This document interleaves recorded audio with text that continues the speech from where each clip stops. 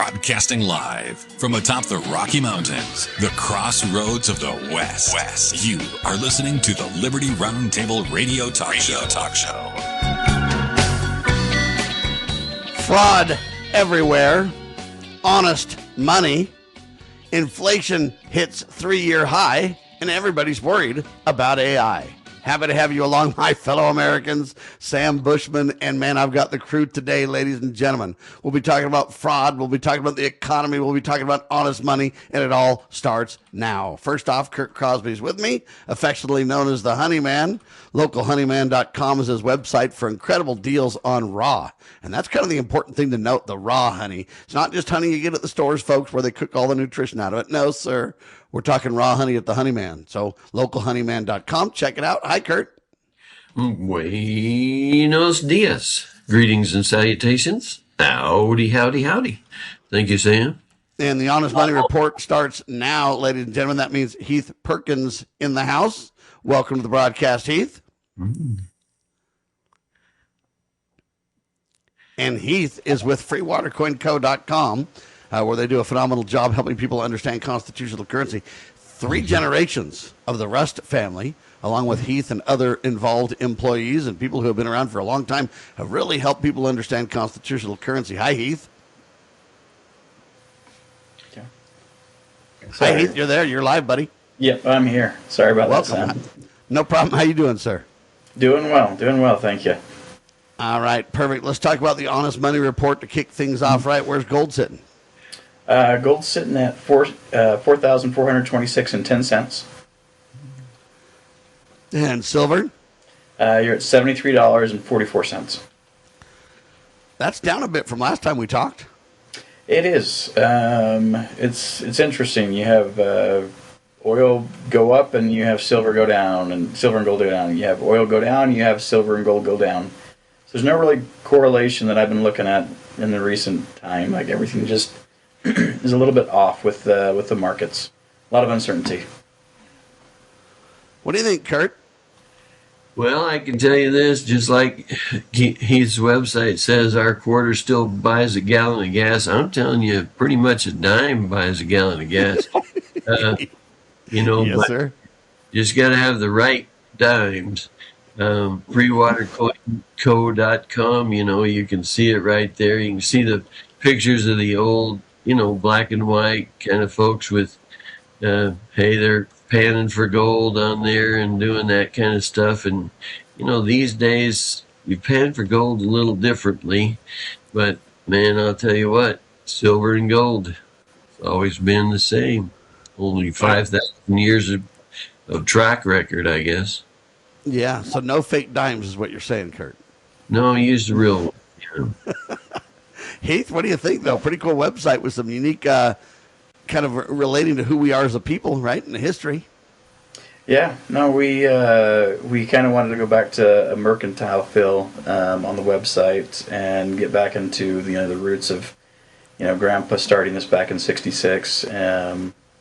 It's been interesting to see the growth from Jake Rust, Brian's oldest son, who took it over, and the direction that we're taking with it. And so yeah, we're trying to get back to our roots. What's real? I love it. Freewatercoinco.com, ladies and gentlemen. You've got partners when it comes to honest money. Folks that can kind of help you know what your things are worth so you don't get ripped off. Make sure you know what to kind of invest in to make sure it's, real coin value, not just numismatic, unless that's your goal and your kind of hobby or your, you want to do those things. But even so, if you want numismatic stuff or things that, have some unique value or unique historical context that have kind of a premium on it, you want someone to guide you through that. So I know that Brian and Heath and others have actually looked for coins for certain people and found incredible buys on the coins. And then later people have turned them for an incredible profit. Do you want to speak to that, Heath? Because that happens if you've got money and you want to kind of invest there. People do really well if they watch carefully, right? Yeah.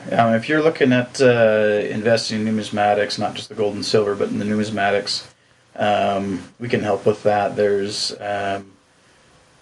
one of the long-standing kind of legends within the company is we sold. It was a King of Siam. It was a coin given to him by Andrew Jackson back in the 1830s, 1840s, and it came on auction back in the late 1990s. We bought it for the client. He picked it up for about 1.9. His family recently sold it for about 5.5 million. And so it's there is potential there when it comes to the numismatic side. It's usually dealing with the higher end coins that are very sought after by the collectors that are out there that are very affluent. So we can't help with that as well. So, yeah. All right, I love it. Now, the economy is really negative right now. I don't even know how to respond to this, Hey, but Sam. every headline I see is super negative. Yeah, Kurt? Just before you go there, the word numismatic, is there any way you could kind of tell us? I mean, every industry kind of has their fancy words that, most of the time will lose people like me. Can you? Kurt, they can't retain their rock star status if you know all the words and what they mean, Kurt. Yeah, I just figured Good point. maybe you Good could point. tell me Yeah. where this comes from, or why do they say numismatic when they mean really fancy coins, Yeah, coin collector. The collecting of coins. A numismatist is someone who focuses on the study of coins and the collecting of those coins. And so, Yeah, not a hypnotist. What is it? Numismatist. Numismatist. All right, see, there you go, Kurt. Yeah, that's amazing. I just wonder who started that word first, I mean, Somebody who wanted to keep you out of the know. That's it. Coin collector, Anyway, thank you. I just figured out No problem. Numismatic coins, though, mean basically rare and unique coins that have intrinsic value worth, but also have hype value worth, or in other words, hey, there's a lot of value to this coin, but if we were struggling for toilet paper and water and electricity and food, then it wouldn't be so valuable, right, Heath? Yep. So coin collecting does very, very well when you have a good economy on the sell side of things. And in a bad economy, it's the great time to pick up some of those more rare coins that are out there. They usually sell for a lot more of a discount in a bad economy due to people needing the funds and things like that. And so you can get great deals during a bad economy, or you can sell those items that you already have in a good economy at a great price. So, all right, there you have it, ladies and gentlemen. A lot of people invest in artwork, and other people invest in this and that. The reason they do artwork or they do coins and things like that is because there's a really high value in a really small space. So, for example, you can cut artwork off of a frame or whatever else and just roll that dude up, and man, it's really little. You can take that anywhere, smuggle it anywhere. Same thing with coins, and that's kind of the key people need to understand. When we see all these wars around the world and everything else, I bet there's a bunch of artwork and numismatic kind of coins and stuff getting passed around, right, Heath? Oh yeah. You have things that are compact, like you were saying, that have a lot of value, like coins, gems, art. These collections are near priceless. So there's a lot that gets moved around during those wars instead of being confiscated. All right, I want to compare honest money, constitutional currency, to the negative take on the economy the mainstream press seems to have. Here's some of their headlines. Inflation hits 3-year high. Prices are rising faster again, making interest rate cuts a lot less likely. The next one, Fed warns more rate hikes could come. Federal Reserve officials say they must raise rates to handle the inflationary reality. Oil prices surge amid Middle East conflict. Tensions are pushing oil prices higher. Food insecurities are rising across America. More families are struggling to get groceries. Consumer confidence weakens. Americans are more worried about the economy, inflation, prices, etc. Fed officials fear stagflation. And anyway, they just go on and on and on, Heath. And I want you to talk through a little bit of this. First off, what's stagflation? So stagflation, you pretty much have a time period when you have three things kind of simultaneously align.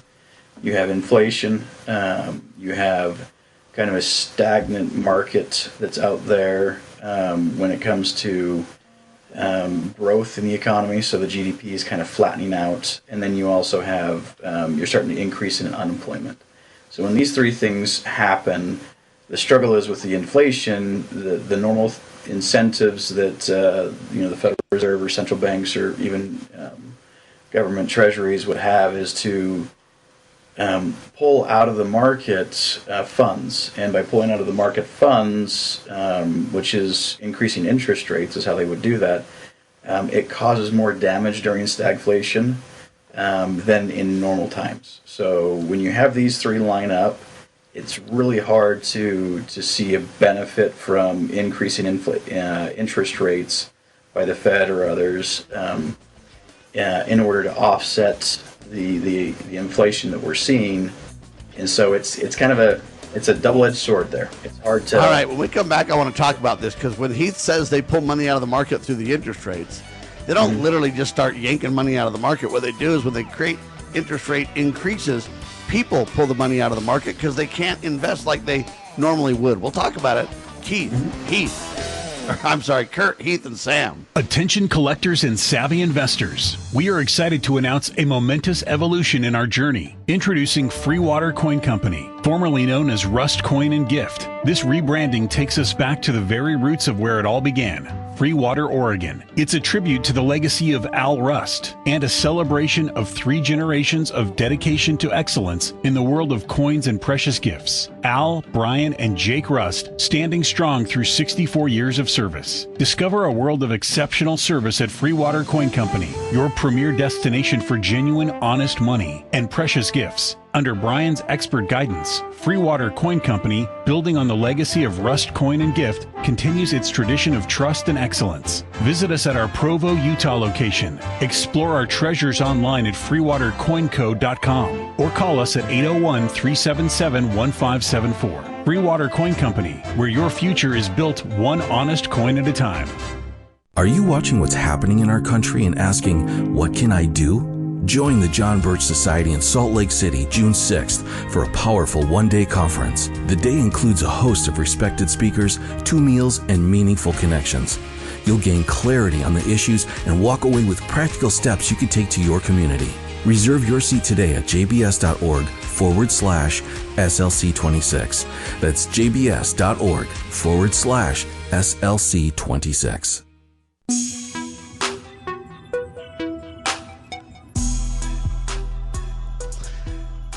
All right, folks, we're talking about stagflation. And you got Heath Pillar with me, freewatercoinco.com, Kurt Crosby, localhoneyman.com with me. And so when we say they pull money out of the market, what they really do is they make conditions. So they manipulate conditions to make people do certain things, not by force, but by reality, by, hey, it's only smart for me to do this because this and this and this is the landscape. Isn't that how it works, Heath? Yeah, so one of the manipulating factors they have is when they want to pull money out of the market, they increase the interest rates, which draws from the banks and draws from other institutions more interest. And the more interest that gets pulled out of the economy, the money supply decreases. So their way of kicking off, lending and things like that is increasing the money supply, and then them restricting the money supply is by them charging higher interest rates, which will draw that money out of the market. So, what do you think, Kurt? What do we do about this, though? They're so negative. Are there any solutions, Kurt? Well, you know how the Federal Reserve loves to try to take care of us all, and I've got a little suggestion for them. They could, because they're really quite concerned about the welfare of each American. They could go ahead and just eliminate the interest that they charge us. I mean, it's more than we're paying for, the military. And I mean, I don't really see those Federal Reserve guys too much on the street corner holding a little sign up that says, we'll, work for food. I mean, they seem to be doing okay, don't they? Heath? Yeah, they definitely have. When you have the ability to print the money for a nation, is what the Federal Reserve has. They, in a sense, hijack the right to printing the money for the United States. Instead of the U.S. Treasury printing it, the Federal Reserve stepped in between them with the promises of we would stop the crashes, we would stop the inconsistency in the banking flow of money, and none of that has come to fruition. Even to the point where there's an economist Well, an economist, and at his 80th birthday, Milton Friedman, at his 80th birthday, Ben Bernanke was the keynote speaker, and in that keynote speaker at the very end, he literally threw his weight around and said, "Yes, Milton, I just want to let you know you were right. The Federal Reserve did cause the Great Depression, but because of people like you, it'll never happen again." And that's where the lie starts, right? Yeah, exactly. Well, Milton's dead, so maybe it can happen again. I mean, it's sad, but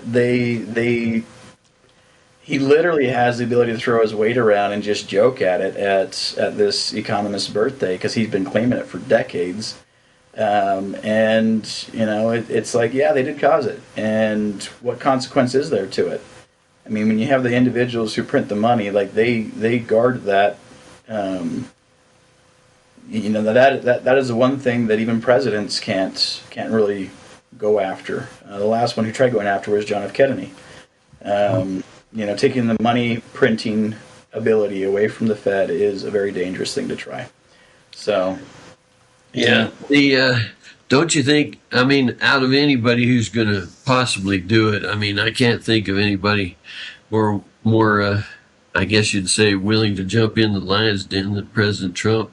I mean, well, nobody in our lifetimes, that's for sure. That's right. I mean, wouldn't it be cool if the guy just said, "Look, hey, I just found out that JFK was working on this, and I got old Bobby here, and we might as well go ahead and just get this JFK job done, and eliminate the Fed. Then we don't even have to worry about all this interest and all that kind of stuff. And then I won't even have these guys trying to tell me who's boss. You got the new Fed chair, what's his name, Warsh, and then you got the other guy who, instead of just getting out of there like the president wants him to get out of there, he acts like he's more than the president. What's his name? Oh, he calls him too late, pal. Yeah. Oh, yeah. There you go. Well, and that's the problem, is that, you can debate whether it's too late, too early, this and that, but nobody knows the future. And that's why we believe in the free markets. Supply and demand should kind of be the key to that. But one lie I think that the headlines say is this: tariff fallout continues to shake the economy. Trade tariffs are still creating higher prices. And I think that's to some degree true, but it's not true for the reasons that you're told, folks. So the next headline is GDP revised lower. Economic estimates were cut. And so then they go on and then they say, hey, these tariffs are a big threat to the economy. And I want to basically take that on, because I don't believe the tariffs are a threat to the economy. Tariffs are the constitutional way that our founding fathers intended to raise money to pay for the proper role of limited, small, appropriate, well-defined, limited, I'm going to repeat that phrase, government. And so tariffs aren't the problem. It's the income tax that are the problem. It's all the regulations that are the problem. It's the government manipulating the interest rates that are the problem. It isn't the tariffs, Kurt. Well, you couldn't be more correct, Sam. And yet, of course, remember you remember the old shell game they'd show you, they got the 3 shells and then you move them around and you're just supposed to keep trying to follow that.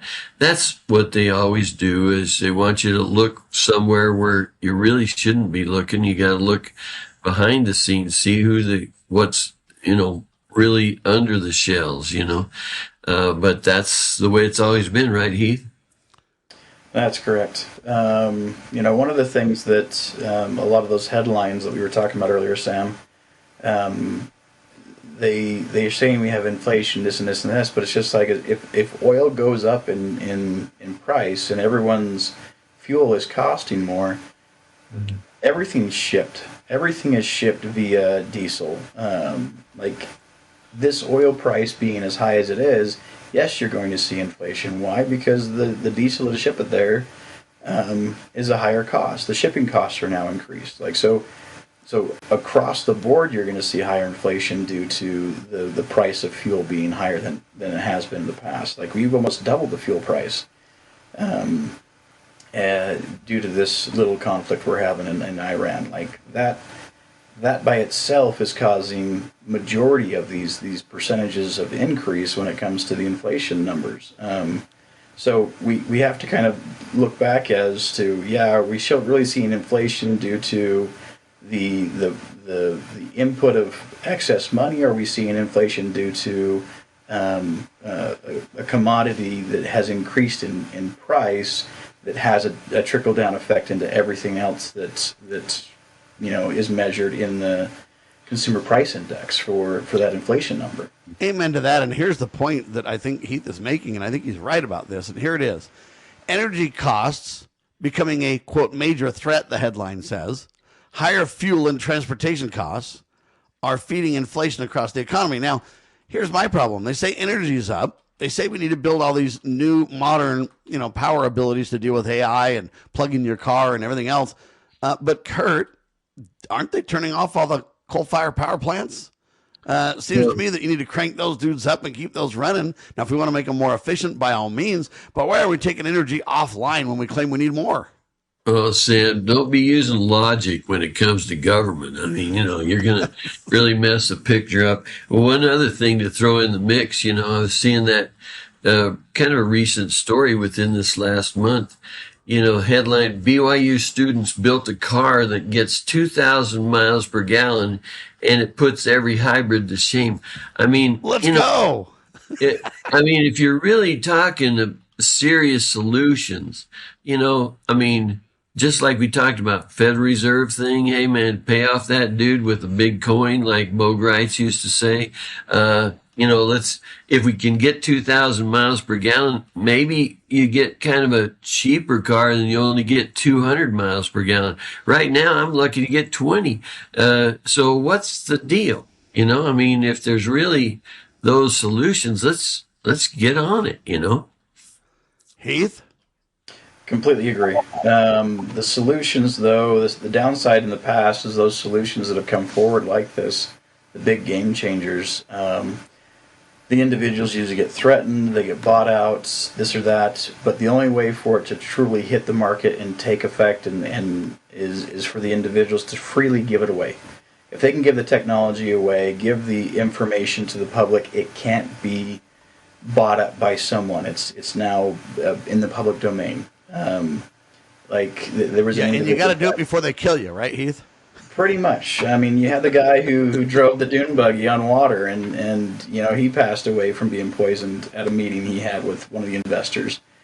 You have these things that have happened throughout the past where you can't be too efficient in something because it takes away from someone else's pie, their economic portion of the pie, and they guard that fiercely.